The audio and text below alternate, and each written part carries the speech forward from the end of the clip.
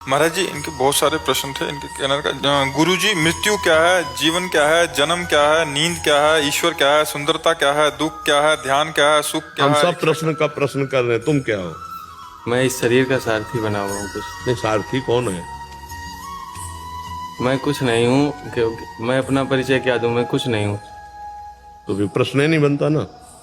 कुछ नहीं से कोई प्रश्न होता है भाई? कुछ नहीं से कोई प्रश्न होता है?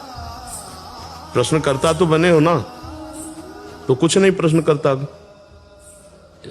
बुद्धिमानी नहीं, चतुराई नहीं, सही में चलोगे तो हर प्रश्न का उत्तर तुम्हीं से हम दिलवा देंगे। अभी बच्चा, जब तक जीव भगवान की शरण में नहीं होता और भगवान का नाम जप नहीं करता, तब तक उसको कुछ समझ में नहीं आता। ऐसी माया की धुंधली भरी आंधी है कि जो ज्ञानिन कर चित अपहरई, बरियाई विमोह बस करी। तुम तो बच्चा हो अभी। जो ज्ञानी महात्मा है, उनकी भी आंखों में धूल झोंक कर उनकी तपस्या अपहरण कर ले जाए, ऐसी माया भगवान की विचित्र है। हम पहले ये स्वीकार करें कि हम भगवान के अंश हैं। मानते हो अपने को? तो आप कुछ नहीं हुए नहीं बोलोगे।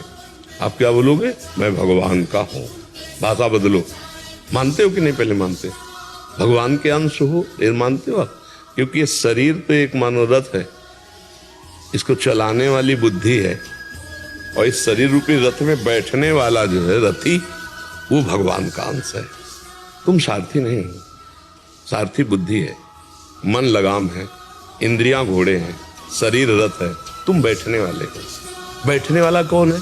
ईश्वर अंश, जीव अविनाशी, चेतन अमल, सहज सुख राशि। हर सवाल का उत्तर इसी में आता चला जाएगा। समझ पाए आप कौन है?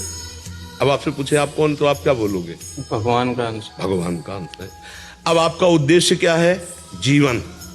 आपका जीवन क्या है? भगवान को जान लेना या अपने को पहचान लेना। 22 साल से इस कमरे में अपने को एक सेकंड भी नहीं मिले। आप नहीं मिले ना अपने से? बढ़िया उत्तर दे रहे हो। इसी को जानना जीवन है, और इसी का ना जानना मृत्यु है। जब अपने को नहीं जानते और शरीर पे राग कर बैठे, तो शरीर के द्वारा जो शुभ अशुभ कर्म बने, तो पुनरपि जननम पुनरपि मरणम पुनरपि जननी जठरे शयनम, बार बार जन्म, बार बार मृत्यु, बार बार माँ के गर्भ में। यही भूल हमको ले जाती है। इस मनुष्य जीवन का लक्ष्य क्या है? भगवान का भजन करके भगवान को जान लेना, भगवान को पा लेना, या अपनी पहचान जान लेना।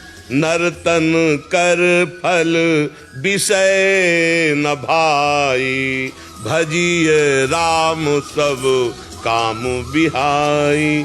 भजन ना होना और भोगों में रमण करना, यही मृत्यु है। जिन हरि भगति हृदय नहीं आनी, जीवित सब समान ते प्राणी। जीता हुआ मुर्दा टहला है। जिसके जीवन में भगवान का चिंतन नहीं, भजन नहीं, जीता हुआ मुर्दा है। गोस्वामी जी कह रहे हैं, मनुष्य जीवन का लक्ष्य क्या? भगवत प्राप्ति, अपने स्वरूप का बोध हो जाना। मृत्यु क्या? अपने को भूल जाना, शरीर राग में फंस जाना। सारे प्रश्नों का उत्तर तुम्ही से तुमको मिल जाएगा।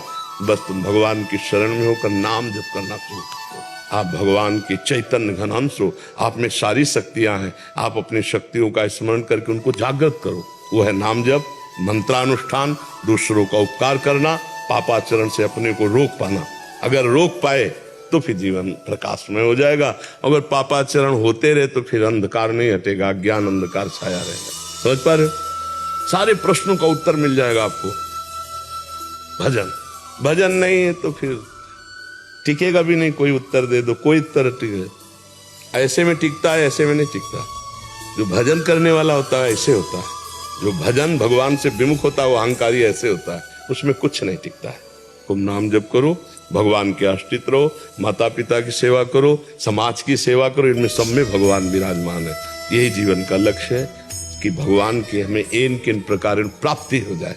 और अगर प्राप्ति न हो, सो परत्र दुख पावई, सिर धुनि धुनि पछताए, काल ही कर्म ही ईश्वर मिथ्या दोष लगाए। जो न तरह भव सागर, असमाज नर पाए, स्वति निंदक मंदमति आत्महनन गति। वो आत्महत्यारा है, वो दुर्गति को प्राप्त होगा जो मानव देह प्राप्त करके पापाचरण करता और भगवान की प्राप्ति नहीं कर लेता।